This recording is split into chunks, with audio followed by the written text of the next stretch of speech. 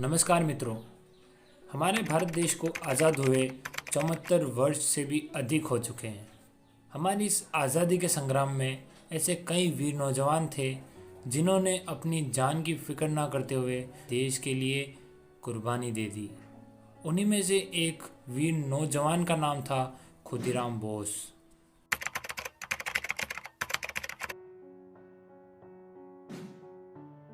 खुदीराम एक ऐसे क्रांतिकारी थे जिनकी शहादत ने संपूर्ण देश में एक आज़ादी की लहर दौड़ा दी थी। इन्होंने देश के लिए सिर्फ 18 वर्ष की आयु में फांसी पर चढ़ गए थे।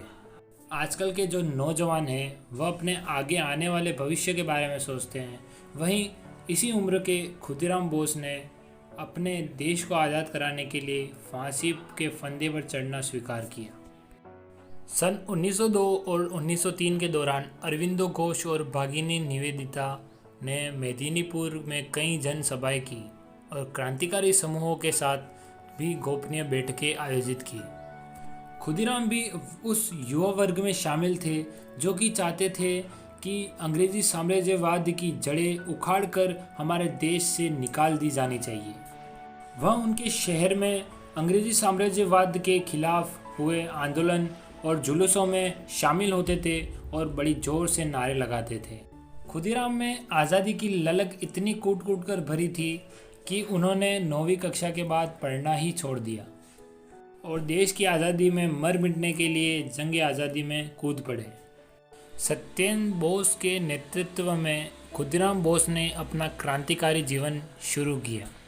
स्कूल छोड़ने के पश्चात खुदीराम बोस रेवोल्यूशनरी पार्टी में शामिल हो गए और वंदे मातरम के पर्चे वितरित करने में उन्होंने बहुत बड़ी भूमिका निभाई।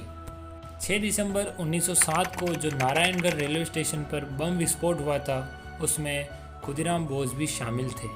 इसके पश्चात एक क्रूर अंग्रेज अधिकारी किंग्सफोर्ड को मारने की उन्हें जिम्मेदारी दी गई और उनके साथ में थे प्रफुल्ल चंद्र चाकी। दोनों बिहार के मुजफ्फरपुर जिले में पहुंचे और मौका देखकर उन्होंने किंग्सफोर्ड की बग्गी में बम फेंक डाला। दुर्भाग्य से उस बग्गी में किंग्सफोर्ड तो नहीं था बल्कि दूसरे अधिकारी की पत्नी और बेटी थी।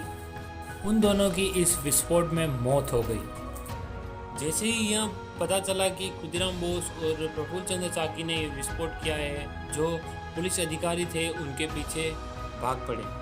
उन्हें पकड़ने के लिए बहुत ही मशक्क़त करते हुए उन्हें वैनी रेलवे स्टेशन पर आखिरकार घेर लिया गया।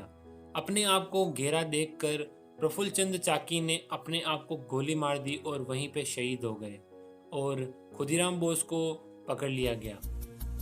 खुदीराम बोस को गिरफ्तार कर उन पर मुकदमा चलाया गया और उन्हें फांसी की सज़ा सुनाई गई। 11 अगस्त सन 1908 में जब उनकी आयु सिर्फ 18 वर्ष और कुछ महीने ही थी, उन्हें फांसी दे दी गई। खुदीराम बोस इतने निडर थे कि वह अपने हाथ में गीता लेकर हंसते हंसते फांसी के फंदे पर चढ़ गए और हमेशा के लिए अमर हो गए। धन्य है ऐसी आत्मा, धन्य है ऐसे लोग।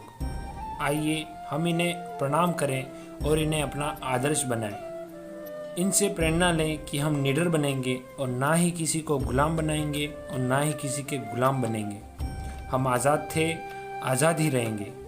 जय माँ भारती। धन्यवाद।